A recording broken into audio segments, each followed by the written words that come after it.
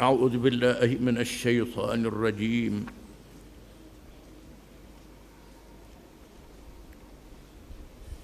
بسم الله الرحمن الرحيم.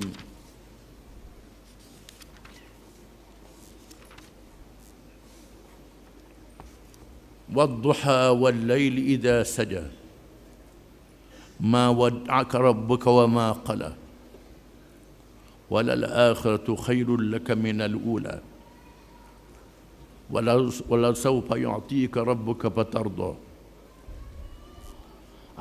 ألم يجدك يتيما فآوى ووجدك ضالا فهدى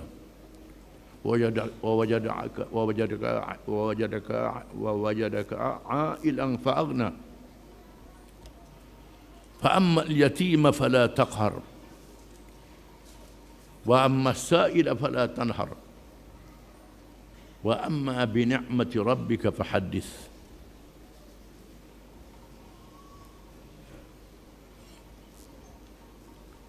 Dengan nama Allah yang Maha Pemurah lagi Maha Mengasihani.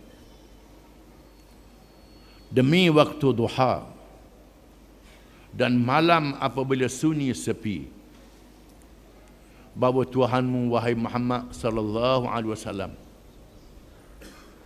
tidak meninggalkanmu dan ia tidak benci kepadamu sebagaimana yang dituduh oleh kaum musyrik. Dan sesungguhnya kesudahan keadaanmu adalah lebih baik bagimu daripada permulaannya. Dan sesungguhnya Tuhanmu akan memberi kepadamu kejayaan dan kebahagiaan di dunia dan di akhirat, sehingga engkau redha berpuas hati.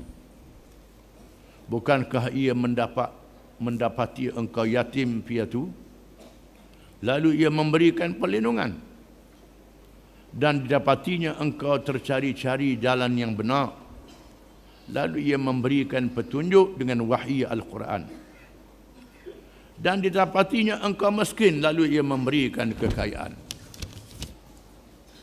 Oleh itu, adapun anak yatim, maka janganlah engkau berlaku kasar terhadapnya. Adapun orang yang meminta bantuan, sedekah ataupun pimpinan, maka janganlah engkau tengking hardik. Adapun nikmat Tuhanmu, maka hendaklah engkau sebut-sebutkan sebagai menzahirkan kesyukuran.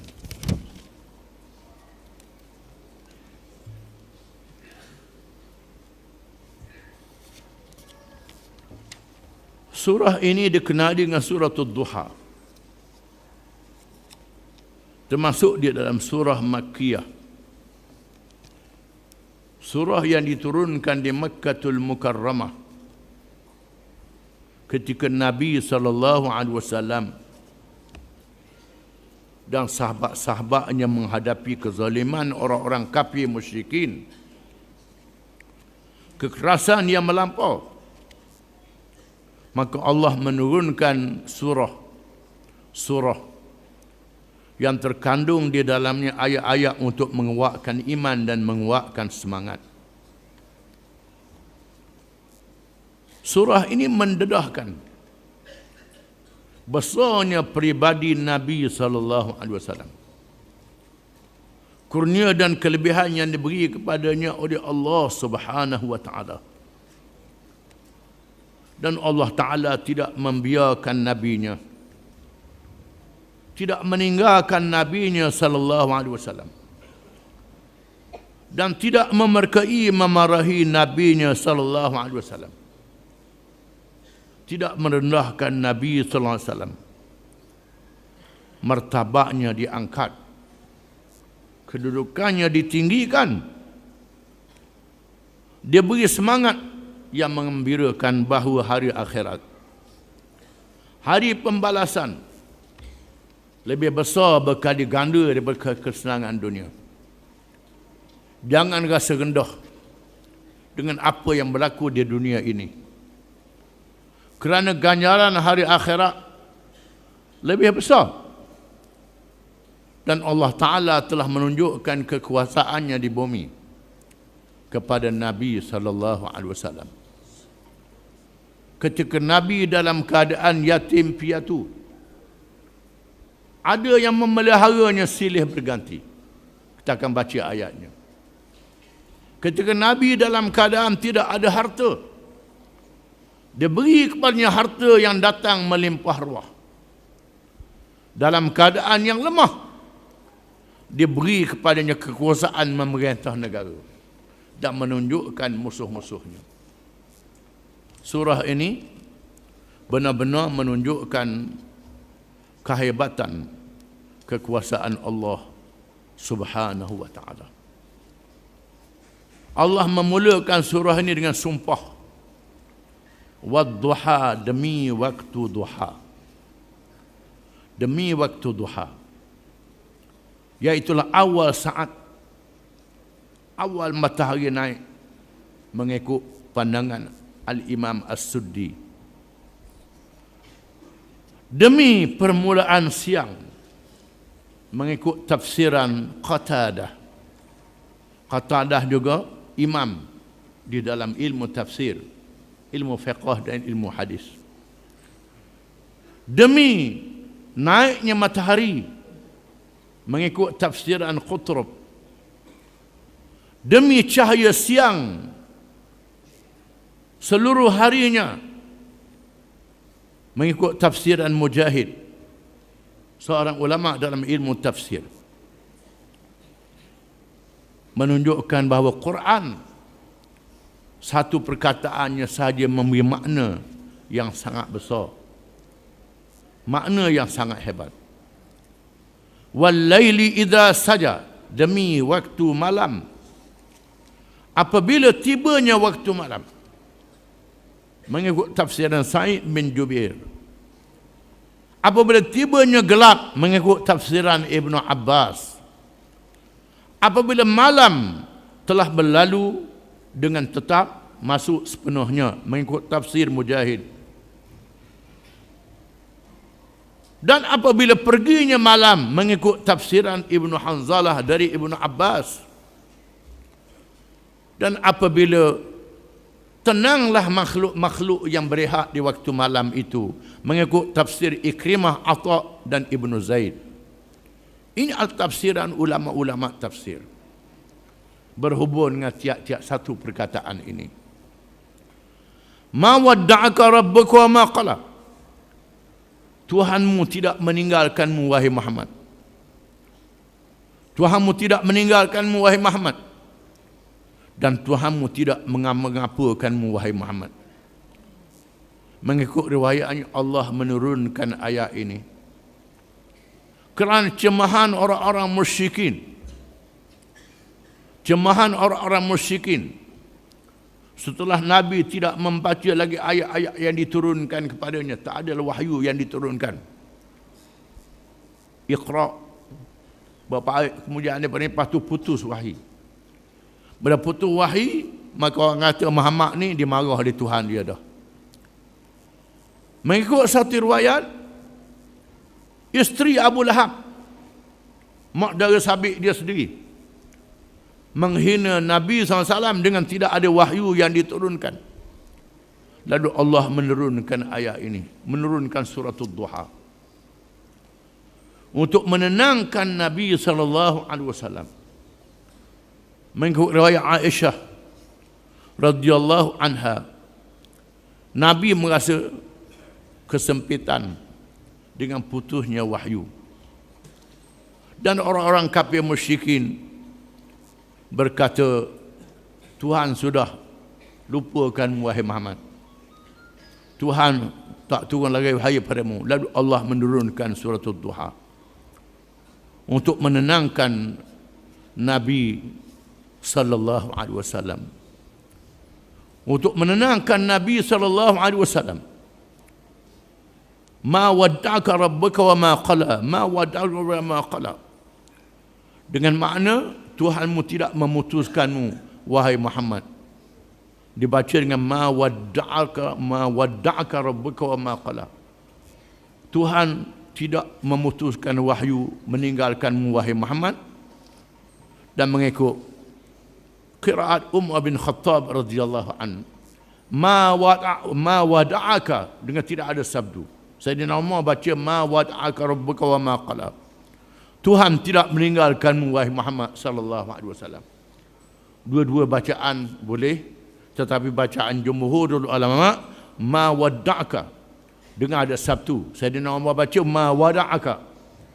Ini riwayat yang tak ramai orang ikut bacaan ini. Tetapi maknanya sama saja. Tuhan tidak membiarkanmu wahai Muhammad sallallahu alaihi wasallam. Wallahu a'lam.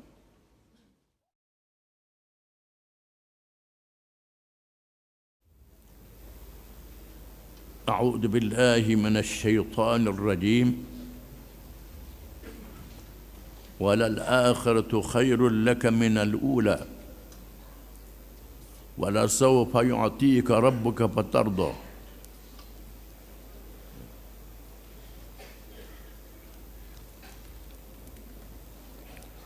Dan sesungguhnya kesudahan keadaanmu adalah lebih baik bagimu daripada permulaannya.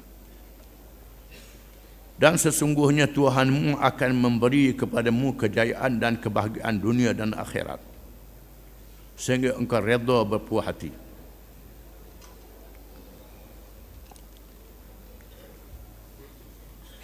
Ayat ini merupakan pesanan dan janji Allah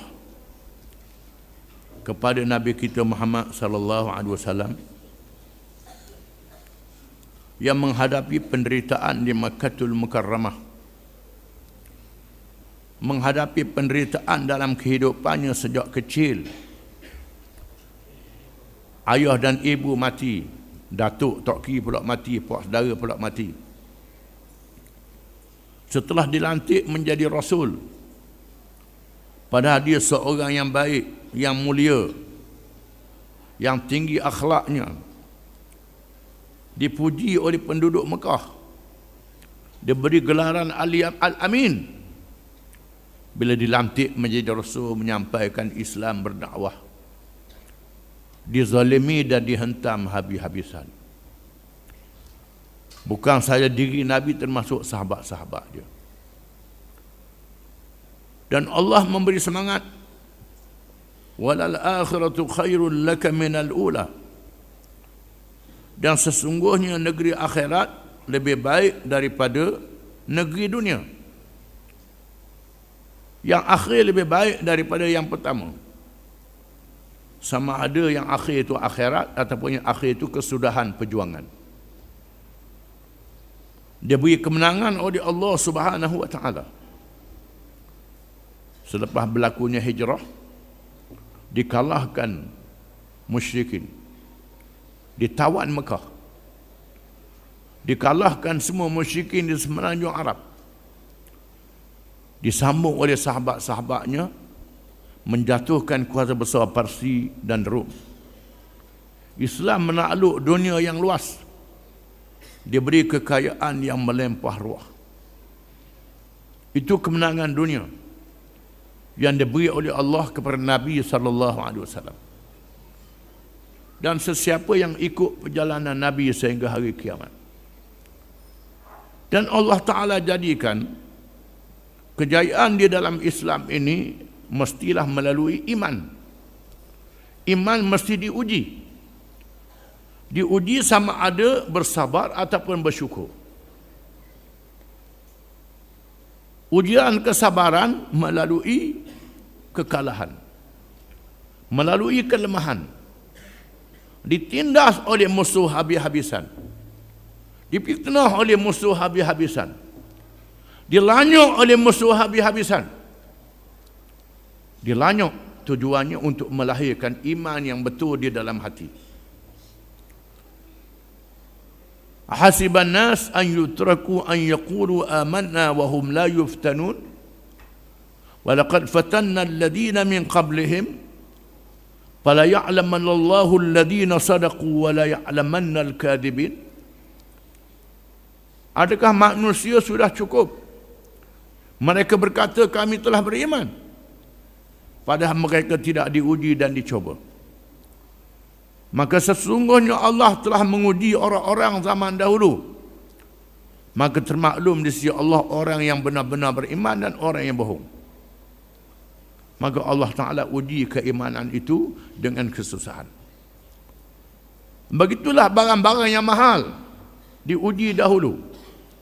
Emas yang harga dia mahal, belian yang harga dia mahal, bukan dikutik macam batu. Kutik macam batu boleh mak lori, mah. Tak ada harga lah mah. Tak ada nilai lah. Nak ambil emas, nak ambil belian, kena gali dalam tanah. Kena nyelang dalam air. Kena katok dengan tuku. Kena bakar dengan api. Habis berapa kali kena katok, berapa kali kena bakar. Barulah tubik emas yang harga dia mahal, sikit saja. Belian yang harga dia mahal, sikit saja. Kena katok, kena tukur dulu. Begitulah iman. Maka iman diuji dahulu. Dikatok, dizalimi, diunyanya, ditekan, ditindah, dipenah, difitnah. Diuji sehingga melahirkan kesabaran. Melahirkan keikhlasan kerana Allah Subhanahu wa taala, bukan kerana dunia. Maka Allah Taala uji keikhlasan ini. Orang yang tak ikhlas dia tidak sabar. Dia lari. Tinggal trust. Macam kayu yang kukuh ada terah di dalam dia. Nak boleh terah yang kukuh ni kena mapuh dulu kulit dia.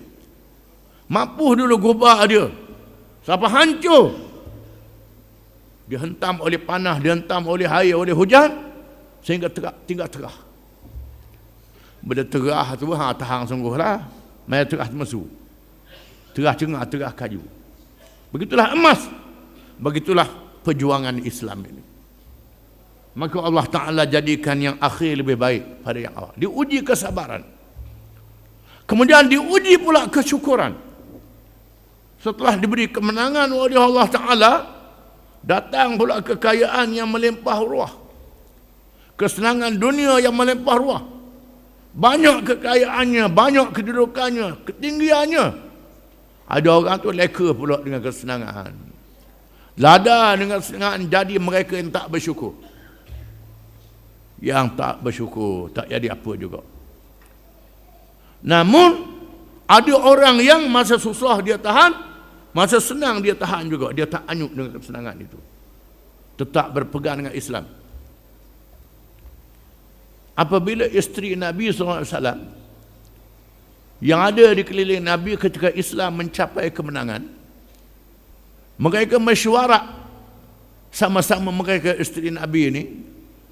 Oleh kerana raja-raja besar dalam dunia ni beri banyak ke bini-bini dia, Islam sudah menang. Maka kita mintalah dengan Nabi untuk lelaki kita ni. Allah tu ayat, ya ayuhan Nabi qul li azwajik in kuntunna turidna al-hayata ad-dunya wa zinataha fata'alaina umatti'kunna wa sarrihukunna sarahan jamila wa in kunna turidna Allah wa rasulahu wa daral akhirah fa inna Allah adil muslimin minkunna ajran azima. Wahai Nabi, panggil isteri-isterimu datang. Beritahu ke isterimu, sekiranya kamu nak perhiasan dunia dan kesenangannya, sila datang. Aku beri padamu nak banyak mana, kemudian aku ceraikan kamu. Aku ceraikan kamu.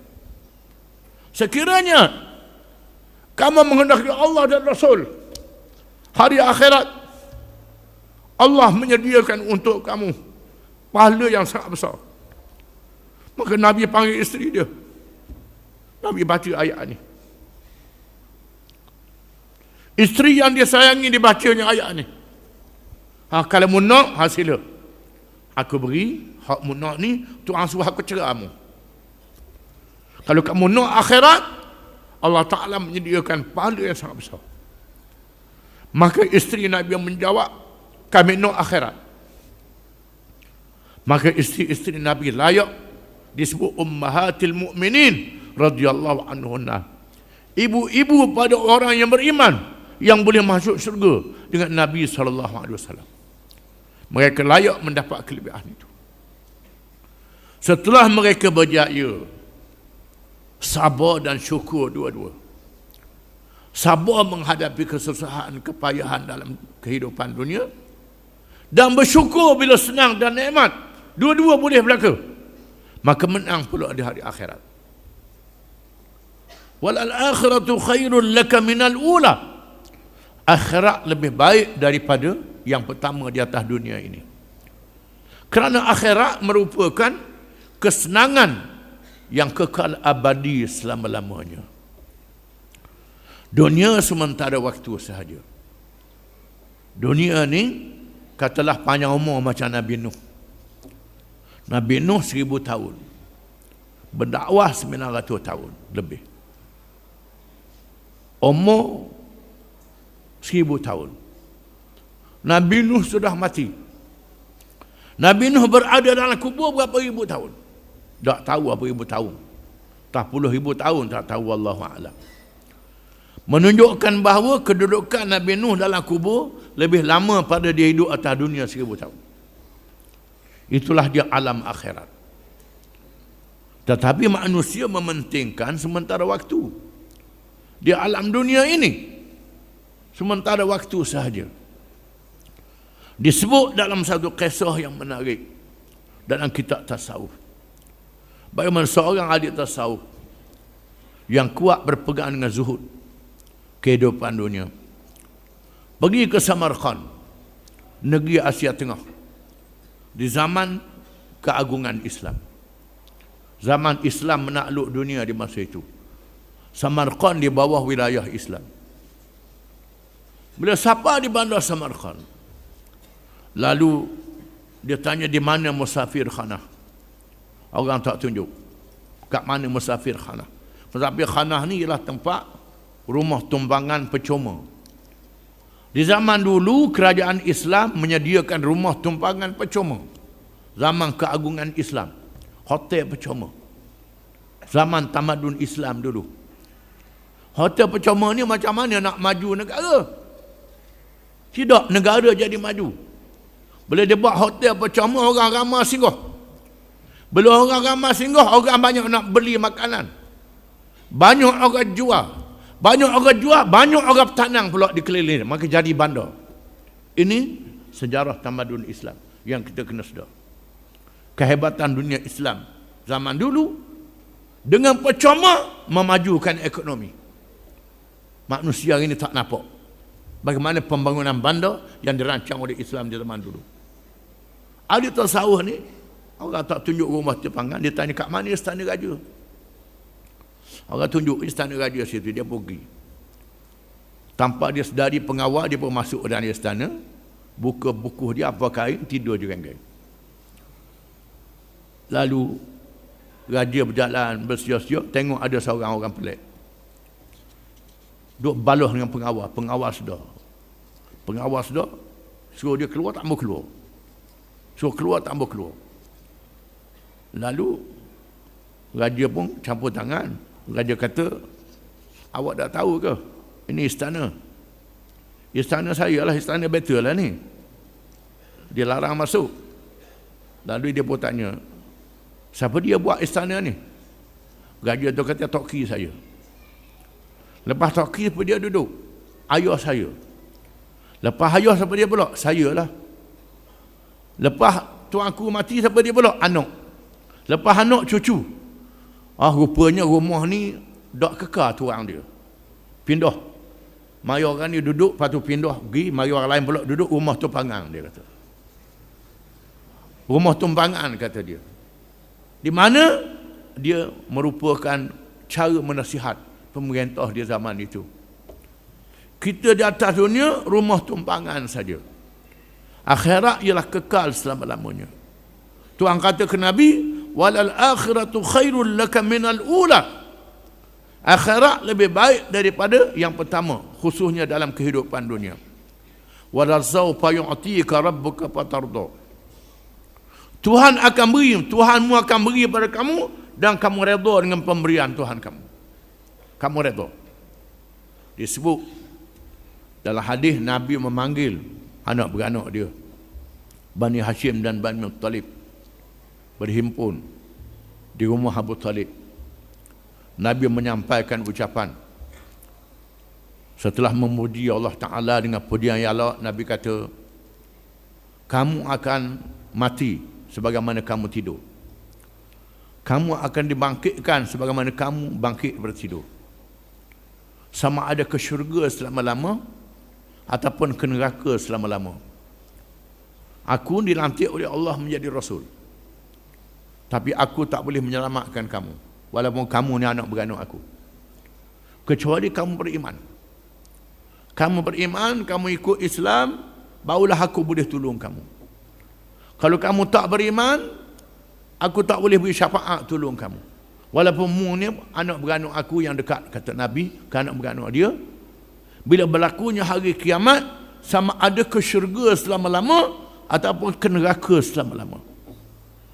Nabi pesan kepada anak beranak dia, duduk pada orang lain.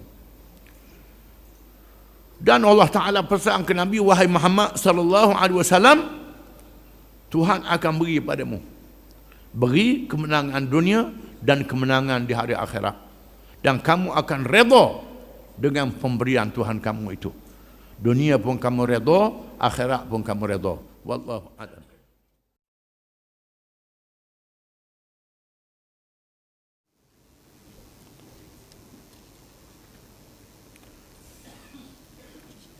A'udzu billahi minasy syaithanir rajim. Alam yajidka yatiman fa'awa wajadaka dhallan fahada wajadaka 'ailan fa'aghna fa ammal yatima fala taqhar wa ammas sa'ila fala tanhar wa amma bi ni'mati rabbika fahaddits.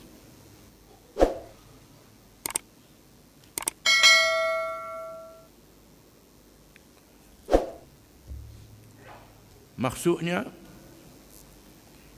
bukankah ia mendapati engkau yatim piatu, lalu ia memberikan perlindungan, dan didapatinya engkau tercari-cari jalan yang benar, lalu ia memberikan petunjuk dengan wahyu Al-Quran, dan didapatinya engkau miskin, lalu ia memberikan kekayaan. Oleh itu, adapun anak yatim, maka janganlah engkau berlaku kasar terhadapnya. Adapun orang yang meminta bantuan, yang meminta bimbingan pimpinan, maka janganlah engkau tengking herdik. Adapun nikmat Tuhanmu, maka hendaklah engkau sebut-sebutkan sebagai menzahirkan kesyukuran.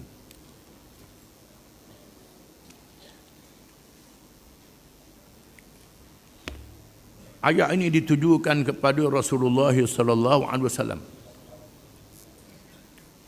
kepada batang tubuhnya, untuk menjadi pengajaran kepada manusia. Allah Ta'ala berfirman kepada Nabi sallallahu alaihi wasallam yang terputus wahyu setelah turunnya ayat Iqra, turunnya ayat ya ayyuhal muddathir, tak turun ayat, menyebabkan orang kafir buat main, mengatakan Nabi ini dipulau oleh Tuhan dia. Tuhan tak sayang dah ke Nabi. Lalu Allah menurunkan surah Ad-Duha, surah yang memberi semangat kepada Nabi sallallahu alaihi wasallam. Kita dah baca tafsir ayat-ayat yang dahulu. Hari ini ayat yang berikut. Alam yajidka yatiman fa'awa. Adakah engkau tidak sedar, wahai Muhammad, engkau dulunya yatim, lalu Allah melindungi engkau. Yatim dalam keadaan dimatikan ayah, dimatikan ibu. Ayah mati, kemudian mak pula mati. Ayah mati di Madinah, Abdullah mati di Madinah. Belum Nabi dilahirkan. Setelah ibu melahirkan, ibu di Aminah mati pula. Mati ibu pula. Menyebabkan dalam keadaan yatim piatu, mengikut bahasa kita. Lalu Allah beri perlindungan dengan adanya Abdul Muttalib. Dimatikan Abdul Muttalib pula.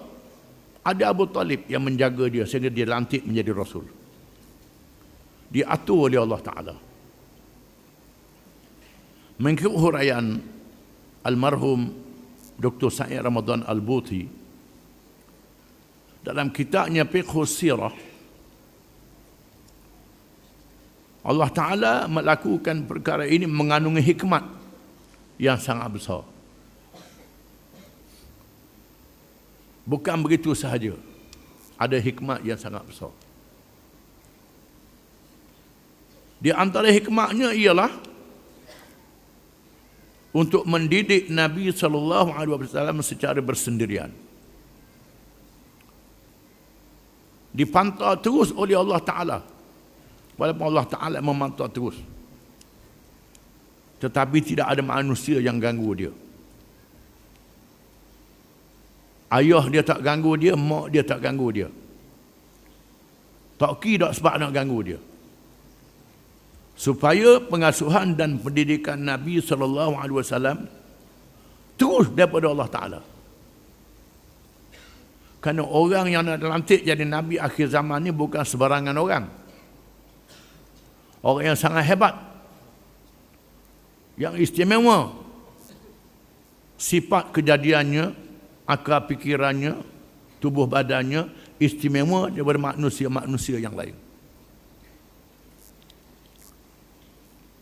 Sehingga disebut dalam kitab sirah, ketika Nabi SAW diserahkan oleh datuknya, tokirnya Abdul Muttalib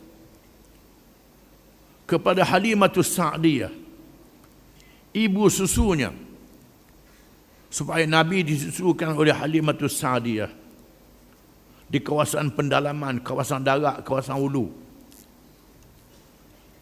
supaya tidak bercampur susu yang diminum oleh Nabi dengan makanan-makanan yang syubhah, makanan bandar yang syubhah. Kerana di pasar-pasar ni macam-macam, menipu ada, macam-macam di pasar ni.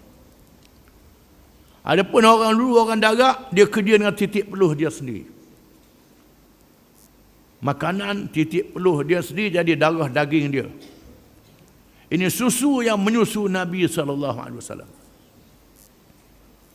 Bahkan ketika berada di darat bersama Halimatus Sa'diyah, ketika Nabi dalam keadaan baru-baru boleh bermain,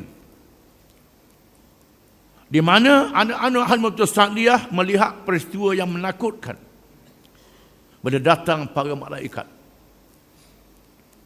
Para malaikat yang merupa manusia-manusia yang cantik, yang segok memakai pakaian yang putih bersih, memegang Nabi, membelah dadanya, membersih jantungnya, membersih hatinya. Ini disebut dalam kitab sirah, menunjukkan bagaimana Nabi dijaga oleh Allah Ta'ala. Bukan saya dalam peristiwa Isra' dan Mi'raj berlaku pembedahan jantung kali yang kedua, untuk dibersihkan jiwa, roh dan jasadnya dengan kekuatan yang istimewa yang diberi oleh Allah Ta'ala. Wahai Muhammad, mudah ingat, kamu dulu yatim, tak ada siapa yang jagamu, Allah yang menjagamu, memeliharamu. Dengan dilantik Abdul Muttalib, Abu Talib, Halimatus Sa'diyah dan lain-lain. Wajadaka dhallan fahada. Engkau dapati engkau tak ada apa-apa ajaran, tak tahu tentang hukum syariat, kerana dilahirkan di tengah masyarakat yang ummiyin, yang buta huruf, yang tak ada sekolah, yang tak tepat belajar, yang tak tepat tahu membaca dan menulis. Tempat yang tak ada semua ilmu, tiba-tiba Allah wahyukan Al-Quran kepadamu dengan ilmu secara langsung daripada Allah Ta'ala. Ilmu mukjizat, mukjizat ilmu yang tak boleh dilawan oleh segala ilmu. Itu pemberian yang diberi oleh Allah. Sebelum daripadanya Allah Ta'ala sebut dalam ayat yang lain, Ma kunta tadri mal kitab walal iman. Mu tak tahu wahai Muhammad apa kitab dan apa iman. Mu tak erti apa. Lalu Allah beri kepadamu Al-Quranul Karim. Disebut dalamnya segala kitab zaman dulu. Kitab Nabi-Nabi zaman dahulu disebut semuanya dalam Al-Quran. Sama ada yang boleh diamalkan termasuk yang dinasahkan disebut dalam Quran. Yang dibatalkan hukumnya disebut dalam Quran. Ilmu yang kaya raya diberi kepada Nabi sallallahu alaihi wasallam. Wajadaka ailan fa'aghna. Engkau dapati engkau miskin. Lalu Allah kayakan wahai Muhammad sallallahu alaihi wasallam. Allah Taala kayakanmu apabila engkau dikahwinkan dengan Khadijah binti Khuwailid radhiyallahu anha ummul mukminin. Seorang perempuan yang kaya. Bukan Nabi cari dia, dia cari Nabi dengan hidayah daripada Allah Subhanahu wa taala. Perempuan yang kaya menjadi perempuan yang pertama beriman. Orang yang pertama beriman sebaik saja menerima wahyu ialah Khadijah binti Khuwailid radhiyallahu anha. Bila Allah Ta'ala jadikan Nabi yang berusia 40 tahun, diberi ilham berfikir benci pada jahiliah, benci pada kemungkaran, beruzlah mengasingkan diri di Gua Hira, beribadat kepada Allah dengan syariat Nabi Ibrahim alaihissalam. Turun malaikat Jibril dengan rupa yang hebat, menurunkan wahyu yang pertama kepada Nabi sallallahu alaihi wasallam. Nabi tak tahu apa dia wahyu di masa itu. Nabi balik ke rumah. Orang yang bawa wahyu tu ada di langit. Pusing kanan ada, pusing kiri ada, tengok malaikat Jibril yang besar. Rupa yang sama dengan yang datang bawa wahyu itu. Nabi balik dalam keadaan demam kerana kehebatan menerima wahyu itu. Melihat peristiwa yang luar biasa, Nabi demam. Sampai ke rumah, zammiluni, zammiluni, zammiluni. Selimut, selimut, selimut. Khadijah selimut. Dan Nabi cerita apa yang berlaku. Khadijah kata, jangan takut. Engkau tidak diapa-apakan. Engkau tidak pernah berbohong. Engkau seorang yang mana, seorang yang baik. Allah tidak akan mengapa-apakanmu, kata Khadijah. Daklah bila balik sudah kerja dah, habislah lupa, bini pun lupa juga. Tengok tok lelaki demang, bini pun lupa. Jadi kau demang lagi pula. Kalau kita ni jadi lagu tu lah. Ni tidak. Allah Ta'ala jika Khadijah mendampingi, memberi semangat. Dan bertemu dengan Waraqah bin Naufal, sepupu dia.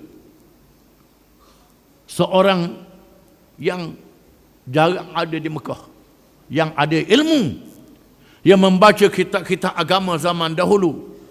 Bertanyakan Waraqah bin Naufal. Waraqah kata, suamimu dilantik menjadi Rasul. Itulah malaikat Jibril yang pernah turun kepada Nabi Musa alaihissalam dan Nabi yang sebelum daripadanya. Khadijah menjadi orang yang pertama beriman bersama Waraqah bin Naufal. Khadijah pertama, belum Abu Bakar, belum Ali, belum Zaid bin Harisah lagi. Khadijah yang pertama dulu.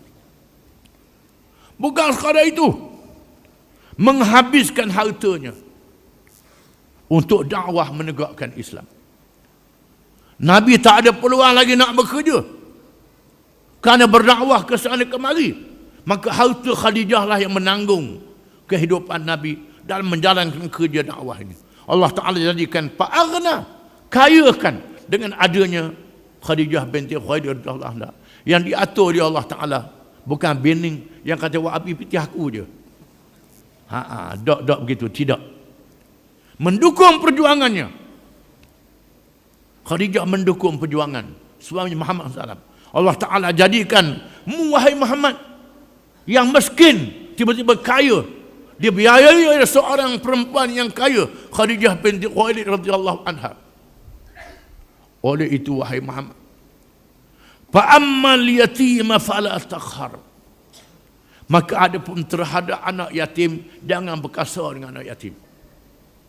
Dia adanya akhlak yang mulia. Dengan anak yatim, jangan berkasar. Beraluh dengan anak yatim. Berakhlak dengan anak yatim. Jaga anak yatim. Nabi suruh dalam hadis, ana wa kafilul yatim yaumal qiyamah kahataini. Aku dan anak yatim, orang yang jaga anak yatim pada hari kiamat macam ini, ditunjukkan jari telunjuk dan jari tengah dekat. Di mana orang yang jaga anak yatim akan dekat dengan aku pada hari kiamat macam jari tengah dekat dengan jari telunjuk. Nabi bersama sahabat-sahabat dia kerana menunaikan perintah Allah Ta'ala. Fa ammal yatima fala taqhar. Maka adapun anak yatim jangan berkasar dengan anak yatim. Wa ammas sa'ila fala tanhar. Dan adapun orang yang meminta pertolongan, sama ada pertolongan harta ataupun pertolongan nasihat, fala tanhar, jangan jerkah. Orang yang minta pertolongan daripada wahai Muhammad, orang minta sedekah, pitih tak ada, duit tak ada, minta sedekah, jangan berkasar.